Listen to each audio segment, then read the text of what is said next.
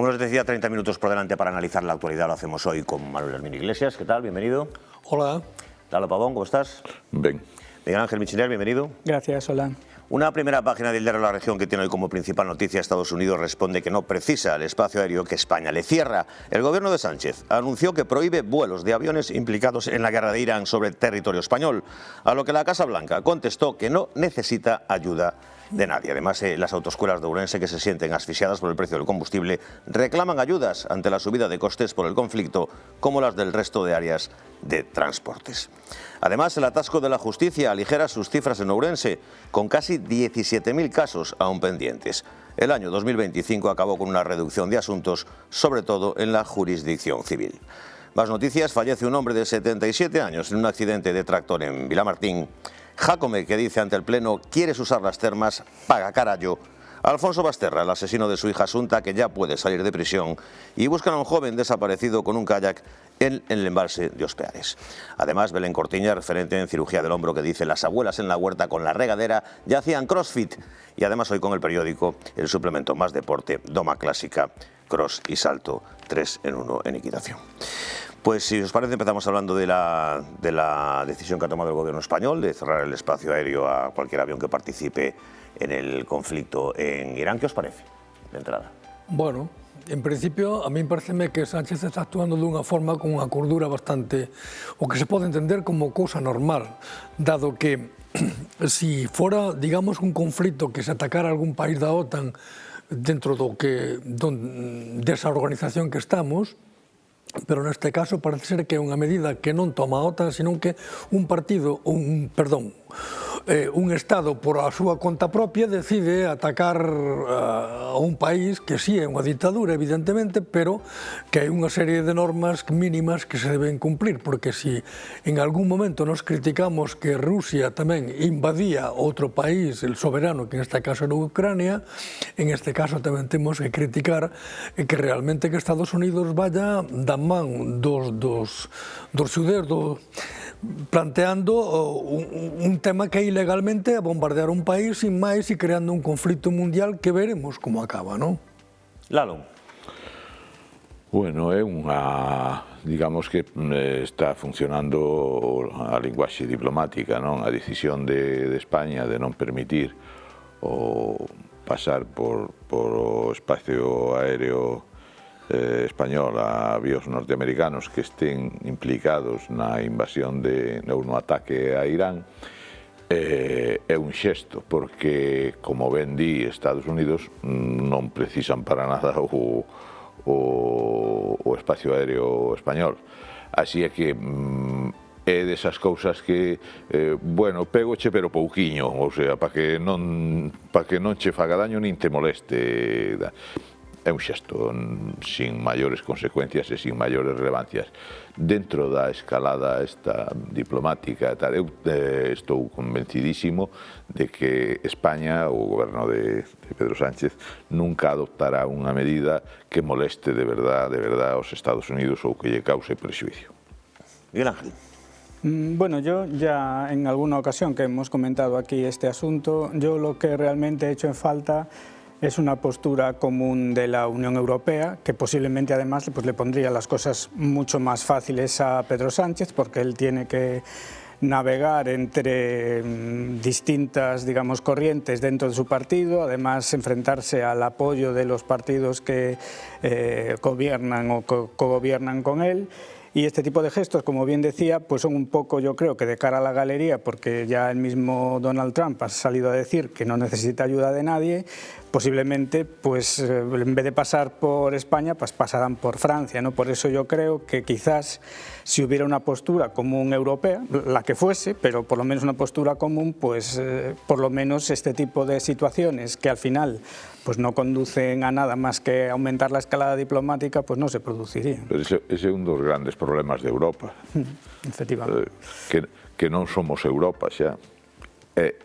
Parecen os gobernantes non darse conta de que Europa terá unha capacidade de, si non de influencia, si de incidencia e de que se lle tome en serio, cuanto máis Europa sexa, non? Estamos no sentido contrario. ¿Veis un interés político personal en Sánchez a la hora de liderar ese no a la guerra, convertirse en ese ariete en Europa contra Trump? Un objetivo personal que le beneficia aquí, dentro del país? Eu non estou na cabeza de Pedro Sánchez e ademais non me teño dedicado a estudialo precisamente, pero é posible que el pense que eso lle dá unha cuota de protagonismo e de incluso de liderazgo na posición de enfrontarse á postura de Estados Unidos. Pero pois o mismo co de prohibir o paso polo espacio aéreo español de resultados prácticos cero, o sea, isto mañá, bueno, non mañá, pero algún día, ojalá máis pronto que tarde, acábase o liderado de Sánchez, o pretendido liderado de Sánchez nestas cousas, esvaese como azucarillo na auga. De todas maneiras, eu penso que toda acción política que tome un goberno sempre se vai interpretar de moitas formas diferentes, non? No obstante, aínda que pode parecer que a postura de Sánchez é unha postura moi descarriada ou moi sentimental ou como se queira chamar, que non ten un valor fuerte, parece que sí que foi atraendo os demais membros da Unión Europea a situarse nunha postura igual ou moi similar. Que sucede? Que a Unión Europea ten un problema moi serio, que non ten unha voz única e que dentro desa Unión Europea ten persoas, ten estados que están realmente facendo a contra, non? De todas maneiras, eu creo que Europa, se quere ser Europa, ten que empezar a poñerse as pilas e realmente facer un plantexamento unitario. Para iso se chama Unión Europea, ou debía ser así. Non obstante, a min todas estas cosas que dice Trump, que por un lado dice que non necesitamos a nadie, pero por outro lado dice, no, pero é que non nos vengan pedir nada en su momento porque non nos dejaron solos, porque non nos quedan. O sea, non acabo de entender a ese señor que me parece que está un pouco descarriado e que se cree como de unha empresa que no mundo non hai política, que non hai diálogo, que é unha empresa de impoñer, porque estes días está continuadamente... As empresas non funcionan así, claro, funciona Trump. Pero él ve o mundo como unha empresa económica. Nin así. No, yo creo que ni eso, porque en la misma frase se contradice, o sea, en las mismas declaraciones, en una declaración, en un total de un minuto se contradice 2 o 3 veces, muchas veces, o sea, no... É un personaxe atrabiliar. Eu que non logro entender, por máis que trato de aplicar a miña máxima capacidade de raciocinio, é como un personaxe de esa pelaxe é capaz de ser presidente dos Estados Unidos. Sí, exactamente. Por outra parte, fai realidade a lenda que se di que en Estados Unidos todo o mundo pode chegar a cualquier sitio con tal de propoñerse, non? E con dinero, por supuesto. É certo, bueno, vale, claro, con certas condicións, pero... Pagando campaña. Pero é verdad que cando este señor chega á presidencia por segunda vez, é certo que calquera pode ser presidente dos Estados Unidos.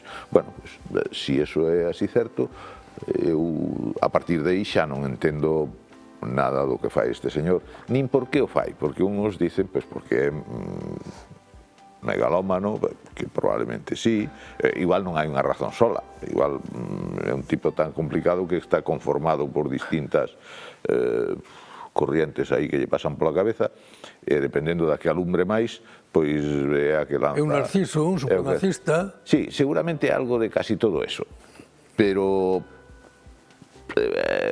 está legitimado para elo, porque nadie lle contradice no seu país, ou nadie lle contradice contundentemente, e ten o aval do electorado norteamericano. Non parece, bueno, agora algo parece que está baixando nas enquisas, pero non hai unha oposición frente a él como houve no seu tempo contra Nixon en Vietnam ou así, que lle costou a presidencia dos Estados Unidos e a carreira política. Non se produce eso en Estados Unidos. Logo, bueno, y las elecciones en noviembre será un poco, medirá un poco cómo es la opinión pública, cómo está la opinión pública en Estados Unidos respecto a Trump. Sí, pero a opinión pública, si estuviera enfadada realmente, eso é como en fin, facendo unha analogía así un pouco sui generis, como pasa en Ourense co Concello. Todo o mundo está moi enfadado co alcalde? Pois non. Hai xente enfadada, pero todo o mundo non, porque senón o alcalde non está onde está. Si os Estados Unidos, a sociedade civil estadounidense estuvera enfadada con Trump, de verdad, Trump podría facer isto? Non. De todas maneras, créeme que... E Europa, decía Manolo, que fai falta decisión, pero como vai a ver, si son 27, cada un de seu pai e súa nai, con intereses absolutamente distintos e distantes, e de posicións ideolóxicas distintas e distantes. Que se parece o liderado de Hungría co liderado de Portugal ou de España ou de Luxemburgo? Nada, e así tal. E logo, Alemania, que é motor, é guía, é faro, cando se trata de atacar a Rusia, pois navega e mira para outro lado. Sí, y con Israel también. Con Israel también. Entonces, su postura es muy permisiva con Israel. Estamos exactamente na postura contraria a que necesitamos para ser unha voz respetable. ¿Tú crees que Sánchez está intentando aprovechar esta situación? Bueno, como decían, no es fácil ponerse en la cabeza de Pedro Sánchez. Es posible que sí, pero también comentaban que efectivamente eso es un arma de doble filo.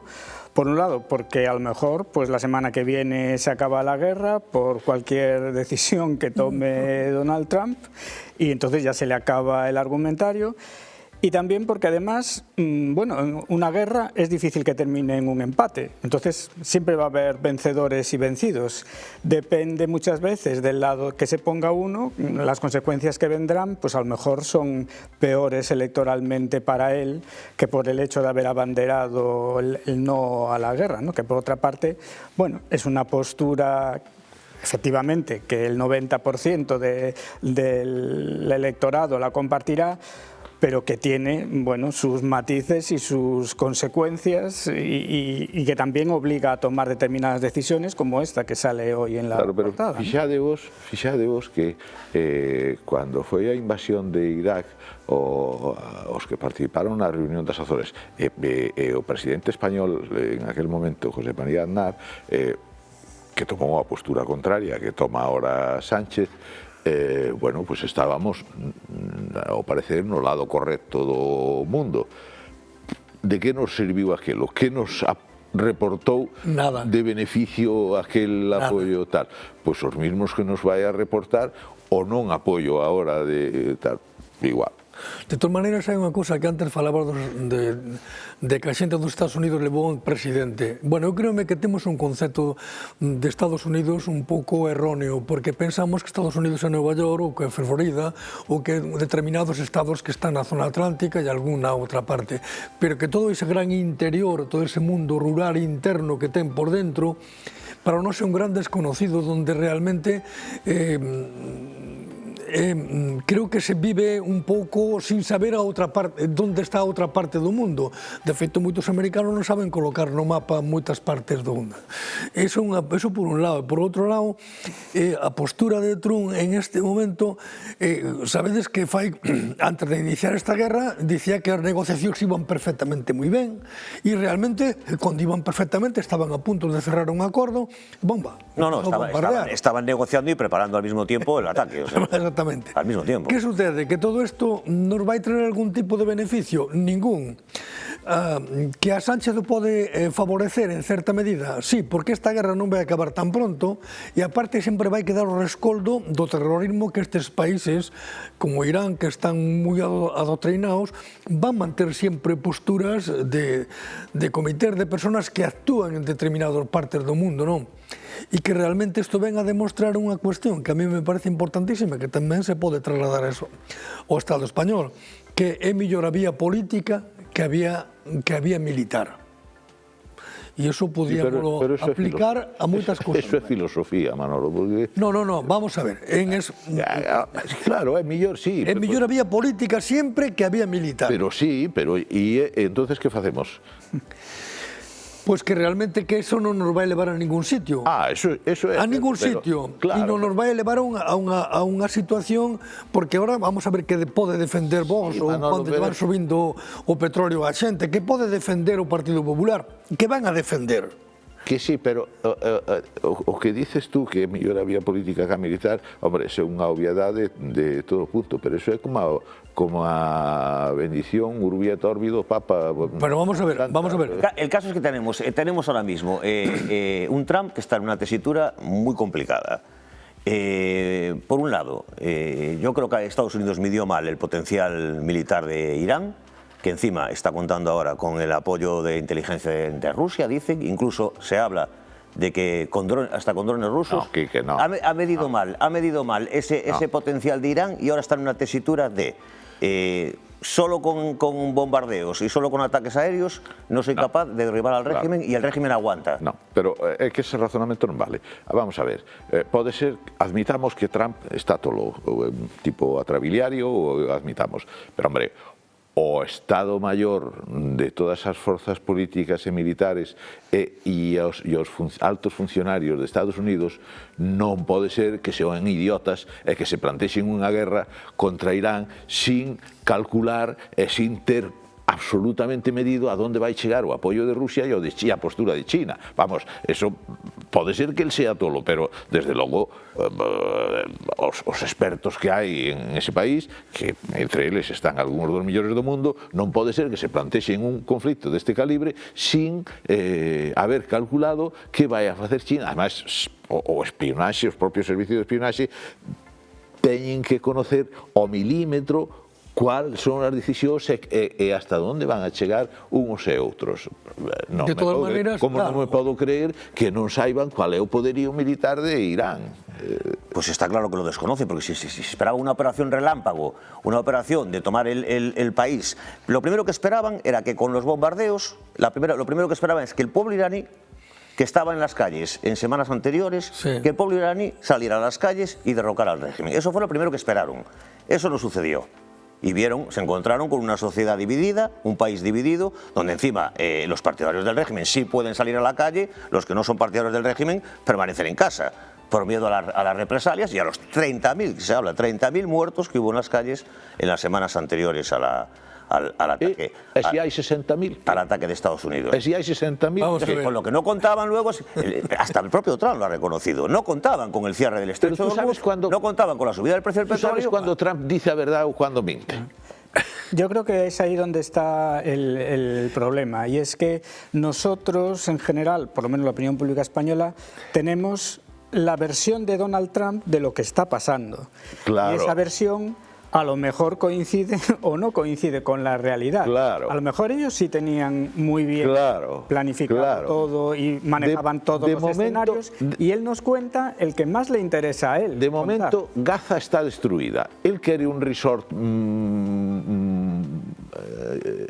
astronómico, de proporcións astronómicas, ali. Eso xa o ten medio preparado. Irán aguanta, pero estáse deteriorando e os seus recursos estánse limitando. Bueno, pues un día chegará que se plantexen o escenario que tal vez eles preveían, o de que Vini Vidi Vici. Eso es propaganda. Pero es que el problema que dices tú, sus recursos están se debilitando. El problema es que los recursos de Irán son los recursos de todos. Los recursos de Irán, el petróleo de Irán, el gas de Irán, el gas del Golfo, paraliza el mundo. Pero vamos a ver, hay varias cuestiones que se nos escapan. O Estreito de Hormuz, o petróleo de Irán estuvo vetado durante moitos anos, o petróleo iraní. Entraban en mercados secundarios, pero o problema é o Estreito de Hormuz. E eso son horas ou días cambiar a dinámica. Yo me sumo a ese optimismo que tiene... Vamos a ver, eu creo que se nos escapan No, eu non teño optimismo. Eu que digo é que afinaba a miña posición Michinel. Eu que digo é que creerse que a verdade o que está sucedendo é o que conta Trump, en fin, a mí sóname algo pueril. os estamentos de poder estadounidenses e quenes os dirixen e os especialistas nos que están saben máis e teñen maior capacidade que Trump para saber o que está pasando en realidad. Probablemente o que non sabemos é cual é o obxectivo verdadeiro. Económico. Seguramente. Sí, pero como está plantexada a estrategia?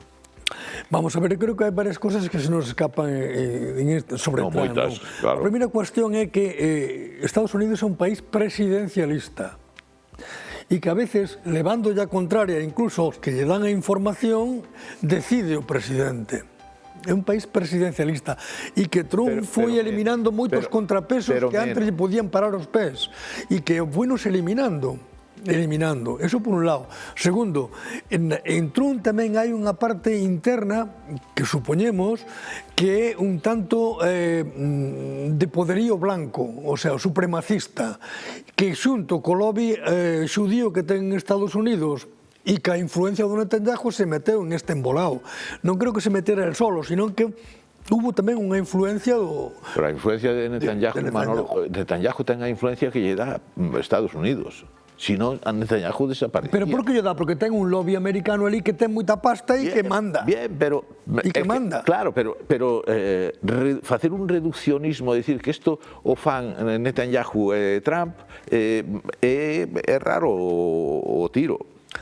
Eso hai xente, o lobby xudío, por verbigracia, que si hai poder real detrás e que toman unha decisión que consideran en pos dun obxectivo a máis adecuada, que o diñeiro e o poder e o control. Eso é o que fan. Pero non se ateñen ao discurso público de Trump nin ás manifestacións públicas de Netanyahu. Deixan enredar a un e o outro porque a eles eso dalles igual. De todas formas, yo creo que ahí hay una diferencia entre Trump y Netanyahu, entre Israel y Estados Unidos, que es crucial, y es que Israel está en el centro de Oriente Medio, e Irán queda bastante lejos de Estados Unidos. Yo creo que la situación posiblemente empiece a cambiar en el momento, si llega ese momento, en que se envíen tropas estadounidenses a Irán, y ahí sí que ya la opinión pública americana... Bueno, se han enviado, pero todavía no han empezado a terreno. Claro, si empieza a haber bajas de soldados americanos, ahí sí que la cosa se va a poner... Por eso Netanyahu utiliza esa lenguaxe de amedrentar, de baladronadas, tal, a ver si vai conseguindo que os demais se achiquen e evita esa segunda fase que ten que lle leva a ter que meter xente con nomes e apellidos norteamericanos ali dentro. Que aí é onde pode empezar a ter problemas. Bueno, nos quedan unos minutitos. Quiero comentar el tema del rechazo a la ordenanza de Asburgas del Pleno a Jacome. Una ordenanza polémica, ninguno del resto de partidos la acepta. No sé, ¿cómo la veis esa ordenanza de Jacome? Bueno, todo o que veña de Jacome, baixo o meu punto de vista, é como pedirlle peras ao olmo. Imposible, sensibilidade. É un home que non ten sensibilidade, que vai pa diante por encima do que sea, que é un atrevido como ten demostrado en mil historias, e que, baixo o meu punto de vista, está destrozando a cidade de Ourense. Con eso resumiría todo. Sobre una ordenanza. Entonces, él non cree que eso deberá ser un servicio público, que teña certos cuidados e tal, e que ao mellor, que o mismo concello tendo unha persona ali pagándolle un salario, se coida aquelo, pero que pode ser un servicio público, que sobre todo para os orensás, ainda que tamén veñan os turistas e demais, e que él dice, bueno, que non se paga nada, que etcétera, etcétera, e que se atreve. Depois tamén hai unha cuestión máis. Estamos chegando ao final do mandato das municipales e o Partido Popular parece que quere facer un escape por unha esquina de empezar a romper con él, por o que sea, e empezar a, digamos, a marcarlle o terreno, non? Entonces ele leva unha cousa a pleno, non a pode aprobar, volverá a intentar levar e seguirá con estas lerias. E, mentras tanto, esa cidade pues, está abandonada da mão de Dios. Bueno, llevando a pleno una ordenanza para una piscina que lleva cerrada años. Exactamente. Ahí estamos, en ese tema. A ver, pasamos de un tema a outro. Eu de Jácome non espero absolutamente nada. Todo o que espero, que non espero, pero que fai, era mellor que non o fixera, o sea que nada. A miña idea, repetida de forma asaz aquí en todos os sitios, é que este señor non podría estar aí si isto fose unha sociedade normalizada. El mismo caso que Trump. Non é... Pois algunha similitude pode haber, sí. Eu supoño que a alguén lle vai ben con isto, quero supoñer, porque se a todos lle fose mal, estaba resolto. El descontento aupó a Trump, el descontento aupó a Jácome. Pois seguramente, pero o que a xente se esquece, a ver, hai 2, 3 anos este home con unha concelleira que parece agraciada físicamente, apareceu nas termas de, non sei se era no Muiño das Lousas. No Muiño das Lousas ou... Das Lousas, ou Balán. Non, das Lousas non. Da Vega. No Muiño da Vega. O Muiño da Vega. Da Vega, eso. Bañándose nunha piscina facendo promoción das termas gratuitas. Agora oponse a que o das Burgas sexa gratuito. Non sei que diferencia hai entre unha cousa e a outra, porque as dúas hai que mantelas, si funcionan hai que mantelas e teñen custe. Entonces, eu podo aceptar que se diga, bueno, pois hai que cobrar algo, aínda que sexa simbólico, para contribuir ao manteñemento deses, sería unha postura aceptable. Pero defender a gratuidade, promocionar a gratuidade do mismo servicio nun lado e pretender cobrar por el no outro, pois non sei, bueno, pois decisións atrabiliarias das que toma todos os días. O que non entendo é por que se asusta tanto a oposición, é por que se asusta tanto unha parte da sociedade ourensana, porque todos os días, 24 horas cada día, se dan decisións deste tipo. Non se fai absolutamente nada, porque, a ver, agora teño a sensación, o problema é máis complexo do que vai parecer aquí, pero eu teño a sensación de que a oposición política cree que o seu papel é dicir que o que fai Jácome está mal. Eso é o ABC.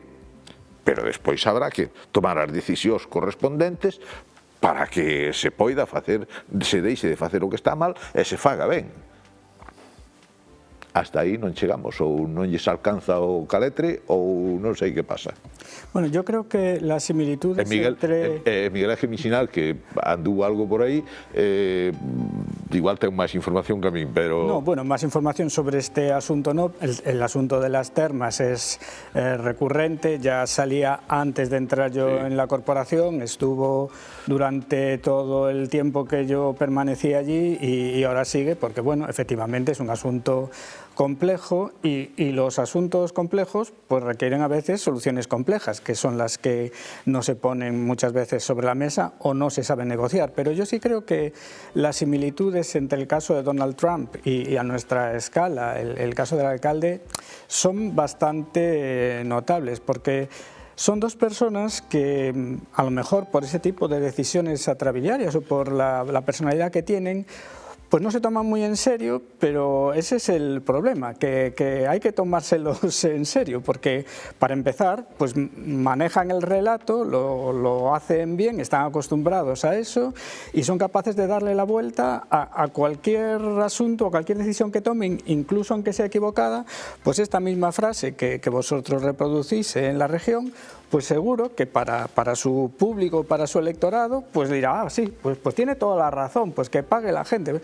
Claro, entonces hay que tener especial cuidado en eso y quizás ahí es donde, bueno, donde se está fallando, pues en poner sobre la mesa alternativas o soluciones, o no limitarse a decirle que no. No relato, a min o que me asombra é que a sociedade ourensana, bueno, e a mundial, si metemos a Trump neste saco, e asombre que un señor ou dous señores sexan absolutamente mentirosos no seu relato e tal. pero por que nos asombra que un mentiroso conte mentiras? Ya, efectivamente. O que hai que facer é apartalo de aí para que non teña incidencia nas nosas vidas. Vamos a ver. Bueno, tenemos que terminar, 5 segundos que nos quedan. Muchísimas gracias a los tres. Manuel Herminio, muchísimas gracias. Nada. Pablo, muchísimas gracias. Encantado de Ángel Michena, muchísimas gracias. encantado de recibirte aquí. Muchas gracias. A ustedes muchas gracias como siempre por la atención prestada. Volvemos mañana aquí.